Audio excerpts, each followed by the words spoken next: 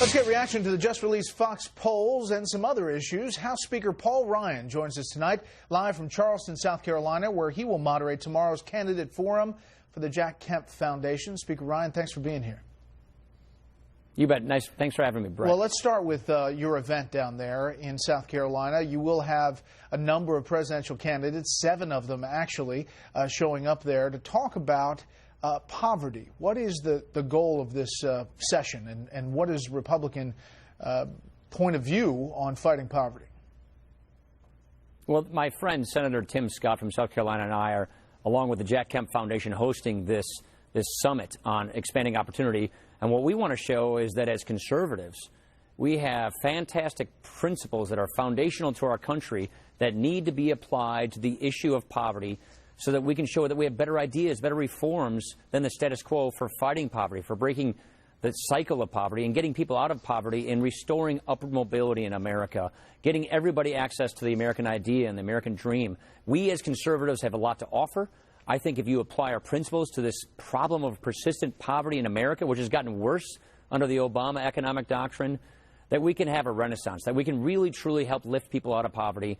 And that's what we're here to talk about. And I'm excited that all of these presidential candidates are bringing their ideas to the table. So what you have here is a conservative party that is applying its principles to a real problem in America, which is poverty, to show better ideas so we can fix this problem.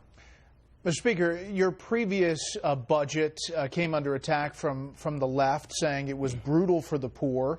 Paul Krugman said over the medium term, it's a plan to savage the poor white, giving big tax breaks to the rich. I mean, you get attacked from the left on the issue of fighting poverty, even as you're talking about it. Here's the deal. If we've spent trillions of dollars over a 50-year war on poverty, and we have barely moved the needle, Brett. We still have 15% poverty rates, among the highest in a generation. 46 million people living in poverty. So, yeah, if the status quo was working, we wouldn't have this problem. The status quo isn't working. And so people like to measure success in the war on poverty, not based on outcomes or results, are we getting people out of poverty, but based on inputs. How much money are you spending? How many programs in Washington are you creating? How big is the bureaucracy? That doesn't work. It's hurting people. It's trapping people in poverty. I would argue that the federal government has helped put in place a poverty trap that traps people in poverty, that disincentivizes work and prohibits people from getting on the rung of the economic ladder to pull themselves out of poverty. And so, yes, we are taking on the status quo, and those who want to protect the status quo will criticize those of us who are challenging it. Mr. Speaker, new Fox News polls out. One of the questions asked was, what's the most important issue for you when you head to vote this cycle? And national security is hugely on top here. From November till now, it has jumped significantly. It's now at 43%, economic issues at 27%. Here's what the White House said about Congress's efforts against ISIS just the other day.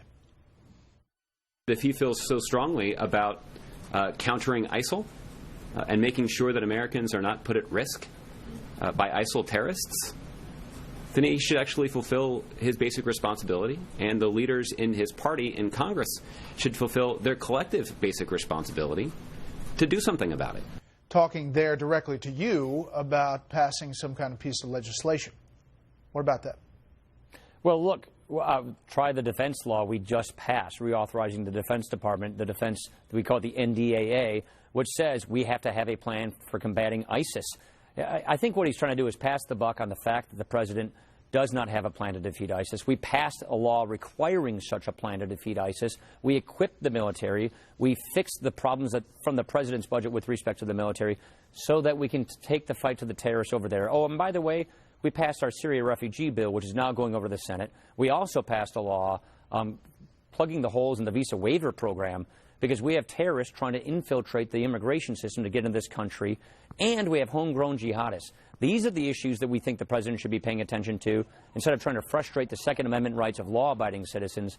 But more to the point, the president, his plan to contain ISIS didn't work, isn't working. He has no plan to defeat ISIS. That's what Congress has called upon him to do, and I think statements like that are basically more passing of the buck. You mentioned the gun issue and the president out talking about that. Obviously, the executive actions you've talked about, your feelings on those. Is there someplace on Capitol Hill for some compromise, some piece of legislation that the administration and Democrats get something and Republicans move something forward? Well, I'm hoping on ISIS. I'm hoping that we can have more of an offense on ISIS. So we were asking for the president. The law says the president has to present a plan to Congress to defeat ISIS, not to contain, but to defeat ISIS. Hopefully the president will respond to the law as it's required. But on guns, there's not a compromise. Well, look, on guns, I'd like to see us enforce the laws we have. And more to the point, Brett, the things that he's been proposing would not have stopped any of these issues, would not have stopped any of these incidences of violence. And I don't want to see us get distracted from doing what we need to do to keep the country safe, which is to focus on terrorism, not on frustrating the Second Amendment rights of law-abiding citizens. But there's one point I'd make also, and that is some of these issues involve mental illness. That is an area where I think we can make, hopefully, some room for compromise, which is addressing our mental health laws, which need to be updated. We're moving bill through the House on doing just that, and hopefully the administration will be receptive of that. Is there a gun show loophole, or isn't there?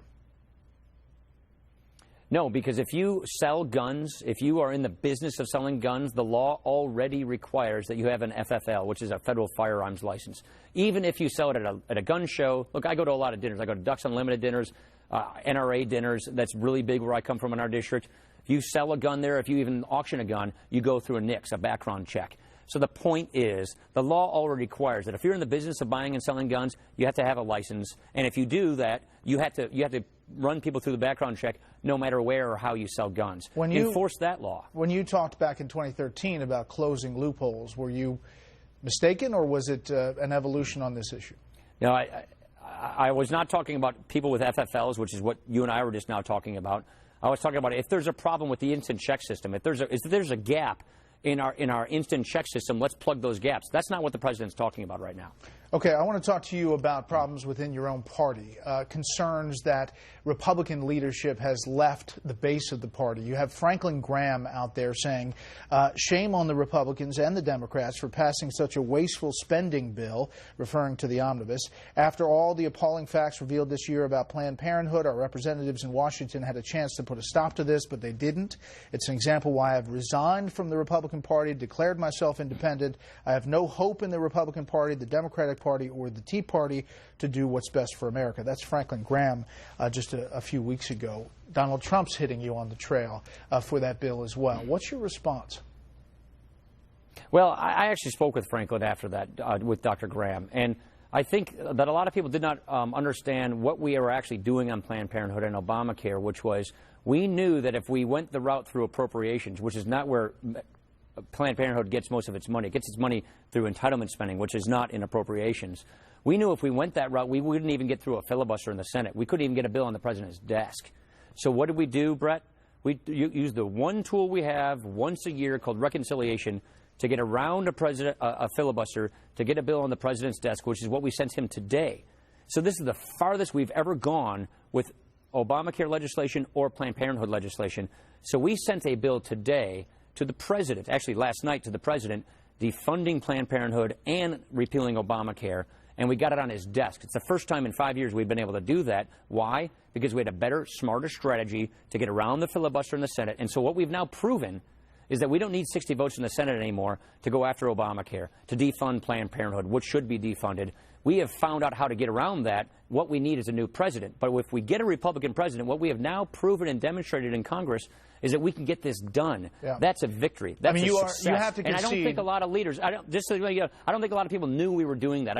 That's probably a part of our responsibility, is to make sure we communicate that we had a better strategy for advancing those goals that we all share. Last thing quickly, Mr. Speaker, you have to concede there's some pushback in the conservative side of your party, and they're concerned that you're not going to use the power of the purse, that by saying definitively that you're never going to shut down the government, that you take that element off. Nobody wants to shut down the government, but the president does the veto, and they're saying, are you going to stand up? You didn't this past time. You hear that out there, don't you?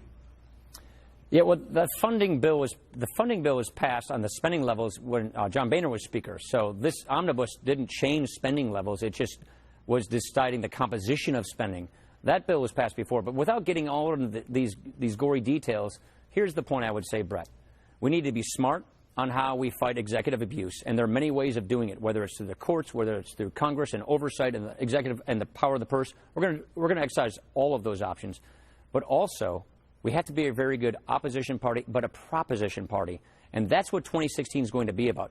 2016 is going to be about the Republican Party being the party of ideas and solutions, taking our conservative principles, reapplying them to the problems of the day, like persistent poverty, lack of economic growth, national security, unsecure borders, all of these things that we think are giving us a less prosperous and a less secure country, and giving these ideas to the country, putting an agenda out there, running on that agenda, and then giving the choice to the people of this country in 2016 so that they get to choose. They get to decide which direction do I want America to go? What kind of country do I want to have? We in the opposition party owe that to our constituents, to our fellow citizens, and that's exactly what 2016 is going to be about. So I'm not looking at backwards about the mess we got or the hands I was dealt. I'm looking forward in 2016 about how do we help save this country and put it back on the right track and fix these problems, and that's what I'm excited about doing.